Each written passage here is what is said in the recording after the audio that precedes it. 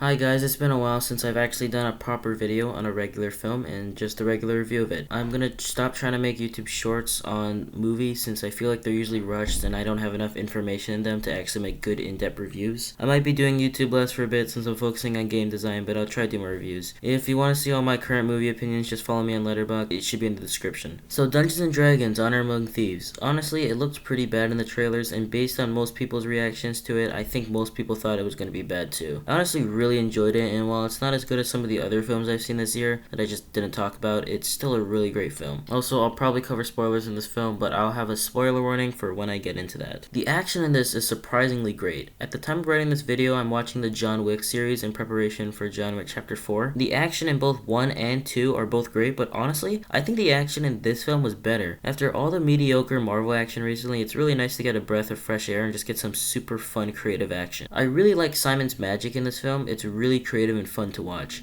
The CGI itself looks kinda goofy sometimes, mainly at the start, but as it goes on, the CGI honestly looks pretty good since they never overuse it. The action itself is very creative. My favorite action scene was probably the Big Chungus dragon fight, since it couldn't fly and it couldn't shoot fire, so they had to bait it into doing certain things to get it out of there. The action of this film was honestly so fun. The back and forth between action scenes and regular scenes were really fast and quick and good, and I really had a great time. The music for the action scenes are also really great. They were very energetic, usually can be sad sometimes, but usually the best parts of it were in all the action scenes. Overall, the action in this film was great. The characters are probably the best part of the film overall. I'm pretty sure there wasn't a single character in the film I didn't like, so I'll cover all of them except for the ones that I probably forgot about. I also might mispronounce names because I don't know how to pronounce them. Doric was probably my least favorite character of the group. She didn't really do much throughout the film to make me actually care about her. The main issue with her is the fact that she didn't get enough screen time to show off her powers because she probably had the most creative ability in the whole group. Her shape-shifting abilities were really cool, and in the final heist at the end, she really got to shine with her abilities, like turning into the worm and all that crazy stuff. But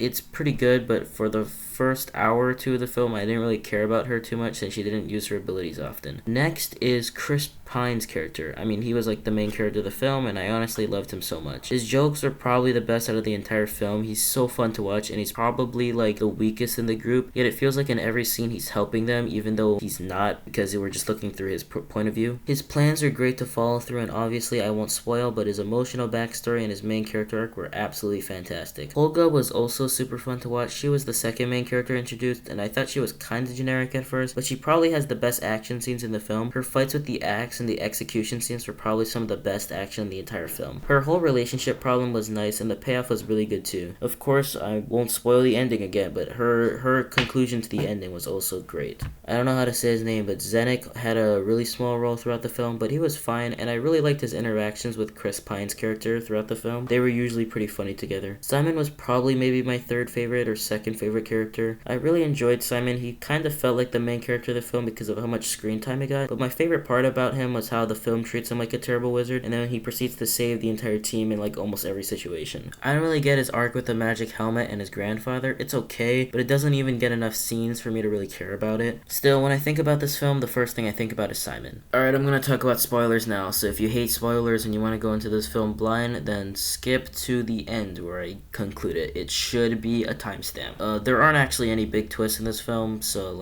it's not like there's any reason to skip this, but they're if you just want to go in blind like I usually like to, then just skip this part. So there are basically two main villains in this film, Forge and this witch lady who I forgot the name of. To start it off, I actually think Forge is the best part of the film by a landslide. Literally every scene he's in is basically perfect. I appreciate how he can actually be a threatening character in some scenes while easily being the funniest part of the entire movie. I'm pretty sure every single joke he told landed. His manipulation skills are also really effective and good. The overall twist of his existence is great. Forge does bad things, but he often talks about how he isn't really a bad dude, and it's kind of understandable because everything he does is just for the money. It's not understandable. I do not know what I said. Ignore what I said. There's also the witch character in the film who I kind of feel is just sequel bait. She's pretty cool in some scenes, but overall I didn't really like her that much, and Forge completely outshines her in every single scene. She's kind of just a character with weak motivation and no personality, which is fine. I don't need that, but she's pretty good in the film for just being a final boss, a powerful final boss for them to defeat. It kind of fits the theme of a D&D game, so yeah. She's she's okay, but she's not that important to the story. This is probably what made me not want to see the film in the first place, because the trailers made the comedy look very, very bad. I think the main reason why was because it was trying to go for Marvel humor, and my cynical brain rejected it, but it turns out the humor in this film kind of has that Infinity War humor, which I love. Of course, not every single joke lands, but for most of it, they really, really work. For some examples, of course, when they break out of prison at the start and it turns out their sob story actually worked, or literally every joke told from Forge. I don't really know how to dissect humor, but this film is very funny and stuffs. And yeah, that's basically all I have to say about this film. Giving it a much more specific score than usual, I'm giving it an 81%. This is a really great film that I highly recommend. Basically anyone can watch it. You don't even have to play D&D to watch this film. I know, I haven't played any of it. It's just a really cool heist action movie, and I think most people should see it because it's really good. Anyway, that's all for now. I hope you enjoyed my last video. That took a lot more effort than this. Please check it out. It's not doing well right now, and I could really use the views. It took me so long to edit that.